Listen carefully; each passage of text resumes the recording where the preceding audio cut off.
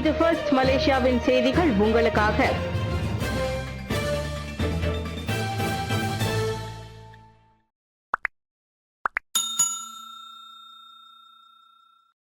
இந்து ஆலயங்கள் எதிர்கொள்ளும் பிரச்சினைகளுக்கு தீர்வாக தேசிய கோவில் கருத்தரங்கு. மலேசியாவில் உள்ள பல இந்து ஆலயங்கள் நீண்ட காலமாக சந்தித்து வரும் நிலம் உட்பட சட்ட ரீதியிலான சவால்களுக்கு தீர்வு காணும் நோக்கத்துடன் நேற்று ஸ்லாங்கூர் பத்துமலையில் தேசிய கோவில் கருத்தரங்கு நடைபெற்றது. நில உரிமை சிக்கல்கள், சட்ட கட்டமைப்புகள் மற்றும் முறையான ஆலய நிர்வாகம் குறித்த விழிப்புணர்வை ஏற்படுத்துவதில் கவனம் செலுத்திய இந்த கருத்தரங்கு தேசிய நில குறியீடு, நகர மற்றும் கிராம திட்டமிடல் சட்டத்தை புரிந்து கொள்வதற்கும் முக்கியத்துவம் அளித்தது. மலாயா பல்கலைக்கழக பட்டதாரிகள் நடவடிக்கை குழு, கியூமிக் மற்றும் கோலாலம்பூர் ஸ்ரீ மகா மாரியம்மன் கோவில் தேவஸ்தானம் ஆகியவற்றின் ஒத்துழைப்பில் மஹிமா எனப்படும் மலேசிய இந்து ஆலயம் இந்து அமைப்புகளின் பேரவை இந்த கருத்தரங்கை ஏற்பாடு செய்திருந்தது. மலேசியாவில் முறையான ஆவணங்கள் அல்லது ஒப்புதல் இல்லாமல் பல ஆண்டுகளுக்கு முன்பு கட்டப்பட்ட பல இந்து ஆலயங்களுக்கு அதன் நிலம் தொடர்பான பிரச்சினைகள் ஓர் உணர்வுபூர்வமான மற்றும் தொடர்ச்சியான கவலையாக இருந்து வருகின்றன. நாடு முழுவதும் உள்ள நூற்றுக்கணக்கான இந்து ஆலயங்கள் இன்னும் முறையான நிலப்பட்டா அல்லது சட்ட பாதுகாப்பு இல்லாத நிலங்களில் இயங்கி வரும் நிலையில் மேம்பாட்டு திட்டங்கள் காரணமாக அவை இடமாற்றம் செய்யப்படுவதற்கோ அல்லது இடிக்கப்படுவதற்கோ ஆளாகின்றன. சிறார் பாலியல் வன்கொடுமை நீதிமன்றம் வழங்கும் தண்டனைக்கான காரணங்களை ஆராய்வது அவசியம். ஸ்லாங்கர் பத்கேவ்ஸில் உள்ள ஒரு பராமரிப்பு மையத்தின் குழந்தைகள் சம்பந்தப்பட்ட பாலியல் வன்கொடுமை வழக்கு தொடர்பான நீதிமன்றத்தின் தீர்ப்பு மற்றும் அதற்கான காரணங்களை சட்டத்துறை தலைவர் அலுவலகத்திற்கு கொண்டு செல்வதற்கு முன்னர் மகளிர், குடும்பம் மற்றும் சமூக மேம்பாட்டு அமைச்சு ஆய்வு செய்யும். இது தொடர்பாக மேல் நடவடிக்கைகளை எடுப்பதற்கு முன்னர் நீதிமன்றம் வழங்கும் தண்டனைக்கான காரணங்களை ஆராய்வது அவசியமாகும் என்று அதன் அமைச்சர் டத்தோஸ்ரீ நான்டி ஷுக்ரி தெரிவித்தார். இந்த விவகாரத்தை அமைச்சர் கடுமையாக கருதுகிறது. இதில் தொடர்புடையவர்களுக்கு நிச்சயம் உரிய தண்டனை வழங்கப்படும். விரைவில் அது தொடர்பிலான அதிகாரிகளுடன் கலந்து ஆலோசித்து அமைச்சர் தீர்க்கமான முடிவை எடுக்கும் என்றார் அவர். சரவா கூச்சிங்கில் நடைபெற்ற நிகழ்ச்சி ஒன்றில் கலந்து கொண்ட பின்னர் செய்தியாளர்களிடம் அவர் பேசினார். நீதிமன்றம் வழங்கும் தீர்ப்பு தமது அமைச்சின் அதிகார வரம்பிற்கு உட்படவில்லை என்றும் சட்ட நடைமுறைக்கு இணங்க இது மதிக்கப்பட வேண்டும் என்றும் அவர் கூறினார். 5 சிறுவர்களுக்கு எதிராக உடல் ரீதியிலான மற்றும் உடல் ரீதியற்ற பாலியல் வன்கொடுமை மற்றும் இயற்கைக்கு முரணான இணைவு ஆகிய 15 குற்றச்சாட்டுகளை சிறார்கள் பராமரிப்பு இல்லத்தின் பராமரிப்பாளர் 25 வயதான ரத்னவேலு கடந்த வியாழக்கிழமை அம்பங் செஷன்ஸ் நீதிமன்றங்களில் ஒப்புக்கொண்டார். பெட்ரோல் நிலையங்களில் போலீசாரை பணியில் அமர்த்தும் பரிந்துரை அமைச்சரவை இணக்கம். உலக அளவில் ஏற்பட்டுள்ள எரிபொருள் நெருக்கடியை தொடர்ந்து எரிபொருள் கசிவு ஏற்பட வாய்ப்பு அதிகரித்துள்ள நிலையில் கண்காணிப்பு மற்றும் அமலாக்கத்தை வலுப்படுத்துவதற்காக பெட்ரோல் நிலையங்களில் போலீசாரை பணியில் அமர்த்தும் பரிந்துரைக்கு அமைச்சரவை இணக்கம் தெரிவித்துள்ளது. கடந்த மார்ச் 20ஆம் தேதி முதல் உள்நாட்டு வாணிப மற்றும் வாழ்க்கை செலவின அமைச்சர் KPDNின் அமலாக்க அதிகாரிகள் பெட்ரோல் நிலையங்களில் கண்காணிப்பு நடவடிக்கைகளில் ஈடுபட்டு வரும் நிலையில் அதனை விரிவுபடுத்தும் வகையில் முன்வைக்கப்பட்ட இப்பரிந்துரைக்கு ஏப்ரல் 8ஆம் தேதி நடைபெற்ற அமைச்சரவை கூட்டத்தில் ஒப்புதல் அளிக்கப்பட்டதாக அதன் அமைச்சர் டத்தோஸ்ரீ அர்மிசான் அலி தெரிவித்தார். முன்னதாக KPDNை மட்டும் உட்படுத்தி பின்னர் போலீஸ் பணியாளர்களின் கூடுதல் உதவியுடன் விரிவாக்கப்பட்ட இந்த அமலாக்க அதிகாரிகளின் பணியமர்த்தலை விரிவுபடுத்துவது தொடர்பில் JDPAP ஒரு பரிந்துரையை சமர்ப்பித்த நிலையில் அப்பரிந்துரை இறுதியில் அமைச்சரவையால் ஏற்றுக்கொள்ளப்பட்டது என்றார். KPDN அமலாக்க பிரிவுகளில் உள்ள கட்டுப்பாடுகள் மற்றும் நாடு முழுவதும் பொருட்களின் விநியோக நிலை, விலைகள் ஆகியவற்றை மேலும் விரிவாக கண்காணிக்க வேண்டிய தேவையை கருத்தில் கொண்டே போலீசாரின் உதவி நாடப்பட்டிருப்பதாக அவர் கூறினார். ஓப்ட்ரஸ் 4.0 சோதனை நடவடிக்கை 2500 லிட்டர் டீசல் பறிமுதல்.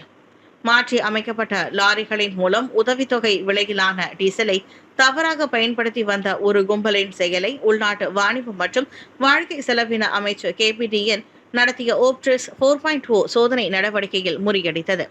அச்சோதனை நடவடிக்கையில் உதவித்தொகை விலைக்கும் தற்போதைய சந்தை விலைக்கும் இடையிலான மாறுபாட்டின் அடிப்படையில் கூடுதல் மதிப்புடைய கணிக்கப்பட்ட 2500 லிட்டர் டீசல் பறிமுதல் செய்யப்பட்டதாக கோலாலம்பூர் KPDNின் தலைமை அமலாக்க அதிகாரி முகமது ஷாரன் முகமது அஷாத் தெரிவித்தார். கிளான் பள்ளத்தாக்கை சுற்றியுள்ள பல பெட்ரோல் நிலையங்களில் சம்பந்தப்பட்ட அக்கும்பல் மாற்றி அமைக்கப்பட்ட லாரிகளை பயன்படுத்தி எரிபொருளை வாங்கி வந்தது உளவு நடவடிக்கையின் வழி கண்டறியப்பட்டதாக அவர் கூறினார். பரிசோதனையின் போது அந்த லாரியின் பின்புறத்தில் 4500 லிட்டர் கொள்ளளவு கொண்ட ஒரு கூடுதல் தொட்டி இருந்தது கண்டறியப்பட்டது. அதன் மீது சோதனை செய்யப்பட்டதில் அத்தொட்டியில் ஏற்கனவே சுமார் 2500 லிட்டர் டீசல் நிரப்பப்பட்டிருந்ததும் உறுதி செய்யப்பட்டதாக அவர் விவரித்தார். 3 எண்ணெய் நிறுவனங்களின் பல ஃபிளிக் அட்டைகளை பயன்படுத்தி டீசல் பெறப்பட்டுள்ளது. மொத்தமாக 5 ஃபிளீட் அட்டைகள் உள்ளன என்றார் அவர். தாய்லாந்தில் போதைப் பொருளுடன் கைது செய்யப்பட்ட மலேசியர்கள். பாங்காக் நோக்கி சென்று கொண்டிருந்த ஒரு ரயிலில் நடத்தப்பட்ட சோதனை நடவடிக்கையில் சுமார் 97 கிலோகிராம் மீதாபீத்தமைன் ரக போதைப் பொருள் பறிமுதல் செய்யப்பட்டதுடன் மலேசியாவை சேர்ந்த 3 ஆடவர்களும் கைது செய்யப்பட்டனர்.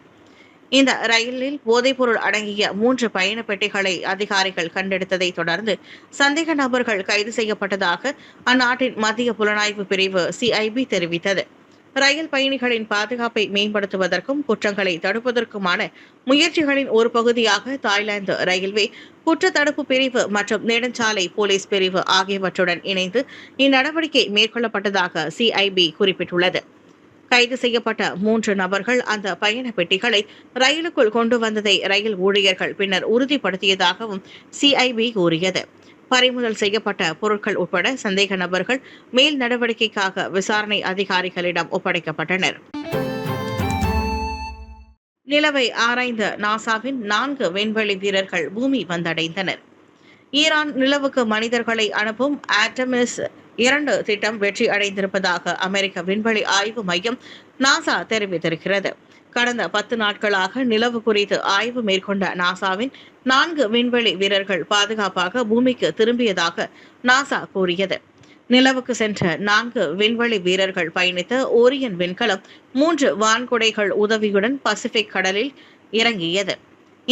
கடந்த ஏப்ரல் 1ஆம் தேதி புளோரிடாவில் உள்ள கெனடி விண்வெளி மையத்திலிருந்து ஆர்டெமிஸ் 2 விண்கலம் வெற்றிகரமாக விண்ணில் ஏவப்பட்டது. 50 ஆண்டுகளில் மனிதர்களுக்கு நிலவுக்கு அருகே கொண்டு சென்ற முதல் விண்வெளி பயணமாகும் இது. கடைசியாக 1972ஆம் ஆண்டு அப்போலோ 17 விண்கலம் மூலம் நிலவுக்கு நாசா மனிதனை அனுப்பியிருந்தது. மான்டி கார்லோ அரையிறுதி ஆட்டத்தில் Alcaraz. Monte Carlo masters tennis போட்டி நடைபெற்ற ஆட்டத்தில் வெற்றி பெற்று உலகின் முதல்நிலை ஆட்டக்காரர் கார்லஸ் அல்கரஸ் அரையிறுதி ஆட்டத்திற்கு தேர்வாகினார். கஜகஸ்தானில் அலெக்சாண்டர் பப்ளிக்குடன் அல்கரஸ் விளையாடினார். இந்த ஆட்டத்தில் எந்தவொரு சிரமத்தையும் எதிர்கொள்ளாமல் 6-3, 6-0 என்ற நேரடி செட்களில் அவர் வெற்றி பெற்றார். அரையிறுதி ஆட்டத்தில் அல்கரஸ் உலகின் 23ஆம் நிலையில் உள்ள வாலண்டின் வாச்செரோட்டுடன் மோதவுள்ளார். இதனிடையே வாலண்டின் வாச்செரோட் அலெக்ஸ் டி மினாவோர் களமிறங்கிய ஆட்டம் ரசிகர்களை உற்சாகப்படுத்தியது. முதல் செட்டில் 6-4 என்ற புள்ளிகளில் வெற்றி பெற்ற வாலண்டின் 2ஆம் செட்டில் 3-6 என்று தோல்வி கண்டார். திறமையான ஆட்டத்தை வெளிப்படுத்திய வாலண்டின் 3ஆம் செட்டை 6-0 என்ற புள்ளிகளில் கைப்பற்றி அரையிறுதிக்கு முன்னேறினார். மற்றொரு காலிறுதி ஆட்டத்தில் ஃபெலிக்ஸ் ஆகர் அலியாசிம் உடன் விளையாடிய ஜானிக் சின்னர் 6-3, 6-4 என்ற நேரடி செட்களில் வெற்றி பெற்றார். அமெரிக்கா ஈரான் பேச்சுவார்த்தை ஐநா வரவேற்பு. நேற்று தொடங்கி பாகிஸ்தான் இஸ்லாமாபாத்தில் நடைபெறும் அமெரிக்காவுக்கும் ஈரானுக்கும் இடையிலான அமைதி பேச்சுவார்த்தையை ஐக்கிய நாடுகள் சபை ஐநா வரவேற்றுள்ளது. உலக நாடுகளின் நன்மையை கருதி இந்த அமைதி பேச்சுவார்த்தைக்கான வாய்ப்பை அவ்விரு நாடுகளும் முறையாக பயன்படுத்திக் கொள்ள வேண்டும் என்று ஐநா பேச்சாளர் ஸ்டெபான் டுஜாரிக் தெரிவித்தார். பாகிஸ்தானின் மத்தியஸ்தத்தில் வார இறுதியில் இஸ்லாமாபாத்தில் நடைபெறும் அமெரிக்க ஈரான் பேச்சுவார்த்தைகளை பொதுச் செயலாளர் அண்டோனியோ குட்டரஸ் வரவேற்கிறார் என்பதை நான் உங்களுக்கு தெரிவிக்க விரும்புகிறேன். பதற்றத்தை தணிப்பதற்கும் மீண்டும் பகைமை செயல்கள் திரும்புவதை தடுப்பதற்கும் நீடித்த மற்றும் விரிவான ஓர் உடன்படிக்கையை எட்டுவதற்காக இந்த அரசாந்தந்திர வாய்ப்பை இரு தரப்பினரும் நல்லெண்ணத்துடன் பயன்படுத்திக் கொள்ள வேண்டும் என்று அவர் அழைப்பு விடுக்கிறார் என்றார் அவர். ஈரான் அமெரிக்கா போர் கடந்த 6 வாரங்களாக நீடித்த நிலையில் 2 வாரங்களுக்கான போர் நிறுத்தத்தை அமெரிக்க அதிபர் டொனால்ட் ட்ரம்ப் கடந்த வாரம் அறிவித்தார். உலக கிண்ணம் பிரேசிலை பிரதிநிதிக்க நெய்மருக்கு வாய்ப்பு உண்டு. பிரேசில் கால்பந்து நட்சத்திரம் நெய்மரின் உடல்நிலை குறித்து கவலைகள் எழுந்த நிலையில் 2026 ஃபிஃபா உலகக்கிண்ண கால்பந்து போட்டியில் தமது நாட்டை பிரதிநிதிக்க அவருக்கு இன்னும் வாய்ப்புள்ளதாக பிரேசில் அணியின் உதவி பயிற்சியாளர் டேவிட் ஆன்செலாட்டி தெரிவித்திருக்கிறார். 128 அனைத்துலக போட்டிகளில் 79 கோல்கள் அடித்து பிரேசில் கால்பந்து வரலாற்றில் அதிக கோல் அடித்த வீரராக உள்ள நெய்மர் கடந்த டிசம்பரில் தனது இடது முழங்காலில் அறுவை சிகிச்சை செய்து கொண்ட பிறகு இந்த ஆண்டு வெறும் 6 போட்டிகளில் மட்டுமே விளையாடியுள்ளார். 2023ஆம் ஆண்டு அக்டோபர் மாதத்தில் உருகுவேவுக்கு எதிராக உலகக்கிண்ண தகுதி சுற்று ஆட்டத்தில் காயமடைந்ததால் அவர் ஒரு வருடத்திற்கு மேலாக பிரேசில் அணியில் இடம்பெறவில்லை. இருப்பினும் ஜூன் 11ஆம் தேதி உலகக்கிண்ண போட்டி தொடங்குவதற்குள் 34 வயதான அவர் முழுமையாக குணமடைவதற்கு இன்னும் நேரம் உள்ளதாக டேவிட் ஆன்செலாட்டி கூறினார். இம்முறை உலகக்கிண்ண போட்டிக்காக பிரேசில் அணியில் இடம்பெறவுள்ள ஆட்டக்காரர்களின் பெயர் பட்டியல் மே 18ஆம் தேதி அறிவிக்கப்படலாம் என்றும் அவர் குறிப்பிட்டார்.